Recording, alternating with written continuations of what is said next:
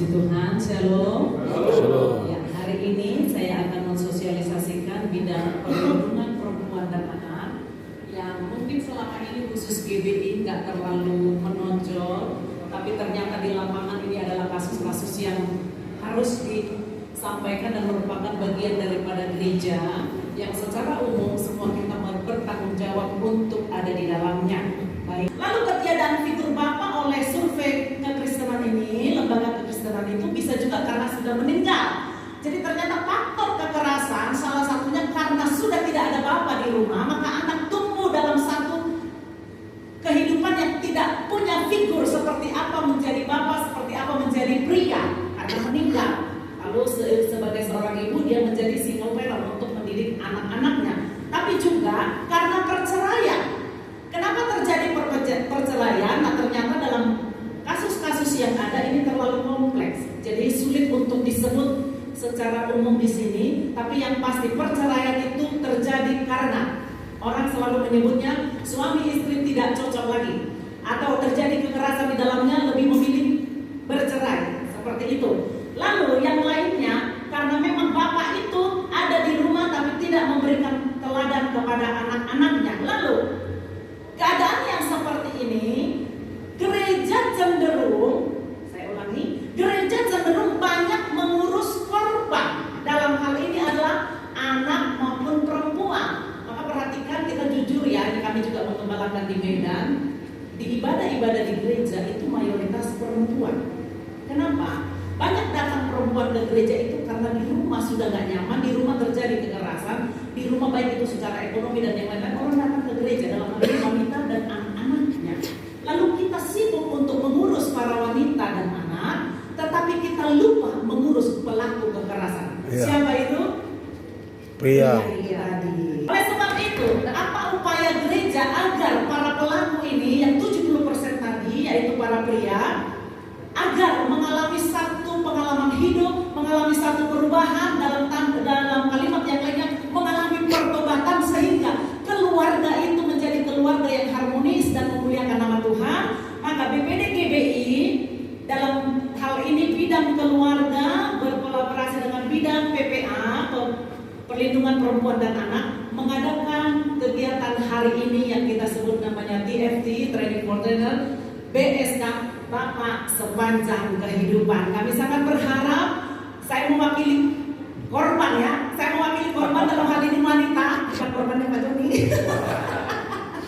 Tapi kami mewakili wanita, mewakili para anak yang ada di gereja-gereja terkhusus BPD GBI Sumatera Utara, mengharapkan bahwa melalui BSK ini, para pria-pria yang khusus 70% itu tadi mengalami perjumpaan dengan Tuhan. Dimulai dari siapa? Dimulai dari gereja, hamba-hamba Tuhan terkhusus yang hadir hari ini. Kan ini keterlaluan. Tapi yang membuat saya juga bertanya-tanya, keadaan yang seperti itu, pemukulan, kekerasan, bisa juga anaknya 5. Mujizat. Itu mujizat. Ini yang saya bingung. Anaknya 5, tapi cerita ke saya, terjadi kekerasan di mana-mana, saya selalu dipukul. Dan yang terakhir Kalau itu malam saya udah kedam ya. sekitar bulan Mei yang lalu. Istrinya kebaktian, suaminya datang bisa ditarik dia dari gereja dan di depan jemaat dia dipukuli, ditarik-tarik rambutnya dan memang betul-betul penyiksaan. Lalu tiba pada satu kesimpulan, saya mau cerai. Tapi ternyata kalimat itu dari tahun ke tahun, mau cerai gak jadi cerai. Tapi anaknya nambah. Anaknya nambah. Gimana ceritanya dan gimana caranya itu saya nggak tahu. Tapi 5 aja anaknya.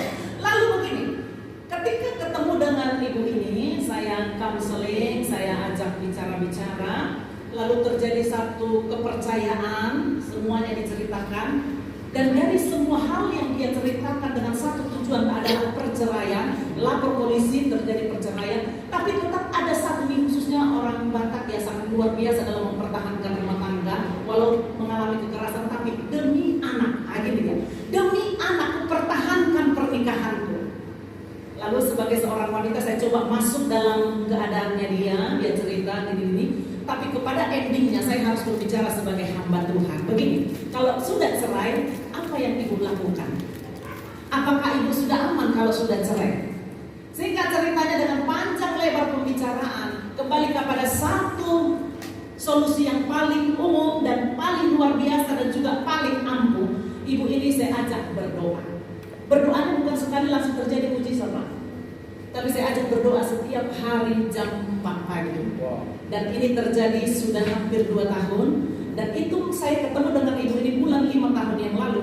Bulan 11 menjelang Natal kemarin dia cerita, suami saya udah betah di rumah, sekarang dia udah suami. Luar biasa. Dan ini yang akan saya bagikan pada hari ini selain bidang yang pertama tadi, bahwa kami sebagai korban wanita dan anak sangat mengharapkan BSK ini menjadi jawaban untuk rumah tangga di GBI Sumur. Ya. Yang kedua, bidang perlindungan anak juga mengadakan atau mensosialisasikan atau dalam tanda petik menawarkan yang pertama pendampingan.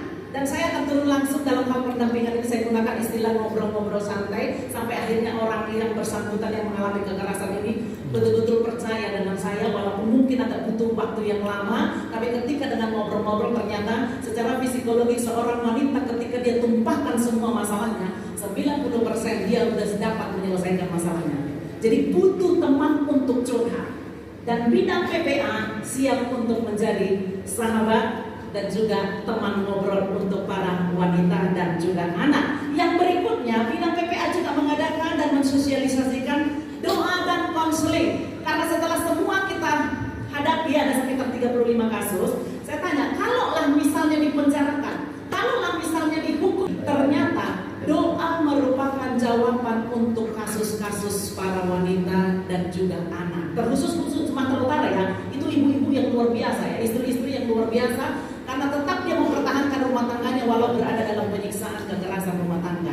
Ya, itu yang luar biasa. Lalu doa dan konseling ini tersedia melalui PPA, dan juga kalau sampai memang tidak ada lagi solusi yang lain, maka PPA bekerja sama dengan bidang hukum BPD akan melakukan pendampingan secara hukum. Karena kita juga ada bidang hukumnya yang selama ini hampir-hampir kita nggak terlalu tahu apa aja yang ada di BPD itu, dan ternyata bidang perlindungan anak dan juga bidang hukum itu siap bekerja sama untuk melayani, mendampingi jemaah-jemaah dalam hal ini terkhusus wanita dan anak. Jadi kalau ada sampai tingkat pelaporan harus ada tingkat kepada hukum, BPD GBI juga menyediakan hal itu. Yang berikutnya, dan ini yang sedang akan kami dalam waktu yang akan datang kami berharap ini terjadi, akan diadakan seminar khusus wanita dan juga anak. Karena kemarin bidang pemuda anak juga ada tanya ke saya, kalau anak yang mengalami kekerasan atau ditelantarkan bagaimana? Oke, kita akan buat juga khusus anak-anak, apakah itu berbentuk KKR, apakah itu bentuk sosialisasi secara pendampingan, kita akan adakan itu, tapi dalam waktu yang akan datang.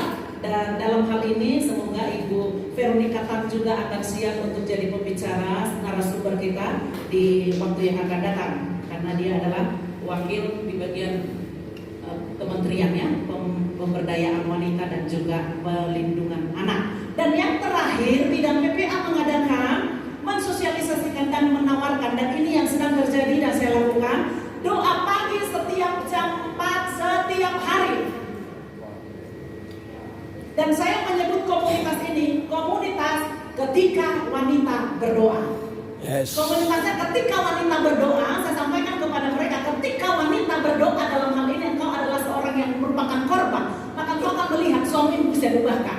Ketika engkau berdoa, engkau akan melihat anakmu dipulihkan. Ya. Ketika engkau Amin. berdoa, engkau akan melihat Tuhan buka jalan. Ketika engkau berdoa, engkau akan melihat hal-hal yang tidak pernah terpikirkan terjadi.